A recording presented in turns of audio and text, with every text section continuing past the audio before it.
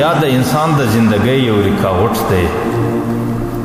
حیا د انسان د زندګۍ یو راګرځونکی عمل دی. حیا د انسان د زندګۍ د حیوان د زندګۍ سره د فرق کولو یو ذریعه ده. چې د انسان په زندګۍ کې حیا رااله د هغه زندګۍ به بیا د حیوان د زندګۍ سره ډېر فرق. نن که د انسان او د حیوان، نن که د انسان او د سپي په مابین کې په زندګۍ کې فرق دی، د هغې بنیاد صرف حیاداري ده. چې د انسان په زندګۍ کې به حیایي، هغې به د خپلې زنانې قدر او عزت ورمعلومیږي، هغې ته به د خپلې خور او د مور امتیاز ورکول کېږي، هغې ته به د حلال او د حرام امتیاز ورکول کېږي. لیکن د حیوان سره د دې شانو د امتیاز څه تمیز او څه فرق نه وي. نو دغه شی د حیوان او د انسان په مابین کې امتیاز او فرق دی. او ما درته ویل حیا د انسان د زندګۍ د ټولو ګناهونو سره یو خاص برک دی چې سړی لګوي. تاسو اورېدلي چې کله موټر او سوارلي د لوړې څخه پر کښته را روانه وي او هغوی په خپل منزل ته دا غواړي چې زه په اوسا باندې خپل منزل ته ورسېږم، نو د هغې د هغه موټر چلوونکي سره یو خاص برک ورسره وي. پر هر ځای باندې هغه راګرځي راګرځي راګرځي، په سوکه سوکه شکل باندې د لوړې سره شوه کېږي. او چې کله د هغې برک پر ځای باندې پاته وي، نو بیا دی په ډېره هوسایي، په ډېره کامیابه طریقه او ډېر د حفاظت په شکل باندې خپل منزل ته ځان راورسوي. لیکن که چیرې د هغې موټر هغې برک پر هغه ځای باندې پیل سي او هغه کار پرېږدي او هغې موټر د هغې موټر چلوونکي د اختیاره څه ووځي، بیا خو دروند موټر د لوړ طرفه را روان دی او لاندې مځکه ورته کښته ده او موټر د چلوونکي په اختیار کې نه دی، بیا موټر منزل ته ځان نشي رسولی. موټر چې په کومه کنده کې ولوېدی، په کوم کډي کې ولوېدی، په کومه درې سره شوه سو او کومه دره کې ولوېدی، بیا د موټر هغه د تباهۍ ځای بلل کېږي. دغه رقم د انسان د زندګۍ بیرک حیا ده چې په کوم ځای کې انسان باندې حیایي، هغې د هر ځای باندې چې پر ګناه باندې راس د هغې ګناه څخه مخ راګرځولی سي، د هغې ګناه څخه د خپل ځان حفاظت کولی سي او د هغې ګناه څخه خپل ځان ساتلی سي او د هغې ګناه څخه خپل ځان راګرځولی سي. لیکن خدا نخواسته که د انسان په زندګۍ کې د حیا برک ختم سو، بیا خو د انسان زندگی پر یو ځای باندې په کنټرول کې نه ده، د انسان زندگی پر یو ځای باندې په حفاظت کې نه ده، او بیا د انسان د زندگی د حفاظت څه ذمہواری نشته. بیا چې د انسان زندگی په کومه کنده کې تباه سو، په هغه کنده کې تباه کېږي.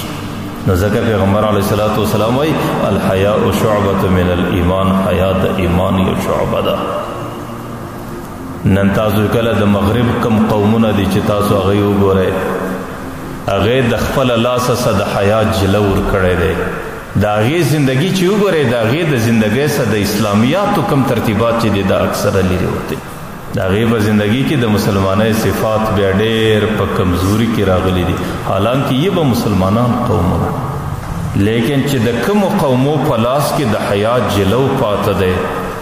په هغې کې زندګي کې اسلامي اقدار پاته دي، په هغه زندګي کې د مور و پلار قدر پاته دی، په هغه زندګي کې د زوی او د لور د تربیت اشکال پاته دي، په هغه زندګي کې د حیا او د عزت او د نافوس او د حفاظت طریقې پاته دي.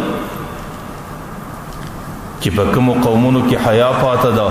په هغې قومونو کې د مور او د پلار قدر او عزت پاته دی.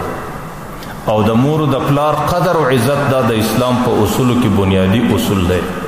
لکه الله تعالی قرآن کریم کې اولاد ته دا وایي وقل رب ارحمهما کما ربیاني صغیرا. د مور و پلار متعلق به عقیده ده چې د ماشوموالي په وخت کې مور و پلار زه نازولی یم، د بوډاوالي په وخت کې به زما طریقه دی چې زه به مور و پلار نازوم. چې کله ستا د ضعف زمانه و ته ماشوم وې، نو بیا مور و پلار په څومره نازو باندې بچی رالویوي، او مور و پلار د بچی د حفاظت او د بچی د ښه تربیت او د بچی د خوراک او د بچی د لباس او د بچی د ښه پرورش خیال په کم شکل باندې ساتي. مور و پلار بدن سوځي، بدن ویلوي، ټول ورځ په مزدوري کې تیروي او ټول ورځ په ستړیا کې تیروي، چې در څو پورې بچی مړ کړی نه وي در هغې وخته پورې خپله ګوله در ستونې نه تېرېږي، چې در څو پورې بچی آرام کړی نه وي در هغې وخته پورې مور و پلار ته آرام نه ونه ورسي. لیکن د اسلام اصول دا دی چې کله مور و پلار بوډا سولو، د هغې مزاج د ماشوم او د کشنیس، د هغې په زندګي کې ضعف راسي، کمزوري راسي، تاسو لیدلی بوډا چې ډېر بوډاوالي ته ورسېږي برای دا مزاج د کشنیس پر هره خبره باندې او پر هر شی باندې پر هره مسله باندې کله د خوا بدیږي کله دی بس پر هغې پریشانه کېږي نو په دې وخت کې بیا بچی په حالت د ځوانۍ کې دی او په حالت د قوت کې دی نو د اسلام اصول دا دی چې بیا به بچی په دې وخت کې د مور و پلار د ناز داسې خیال ساتي لکه مور و پلار چې د ده د ماشوموالي په وخت کې د کوم خیال ساتلی دی خو زه دا وایم چې الحمدلله چې د کومو قومونو په لاس کې خپله حیا ده خپل اسلامي اقدار دي هغې اوس هم د مور و پلار ډېر قدر کوي الحمدلله زموږ په دې کورو کې چې کوم کور کې دینداري تاسو لیدلی بوډۍ مور په کور کې بوډا پلار په کور کې بچان که وچه خوري که نوده خوري او بچانو ته که ښه ګوله رسېږي که کمزورې ګوله رسېږي د دې کوشش دا وي چې د مور پلار کټو د مور پلار شوروا ورقضا نه کړي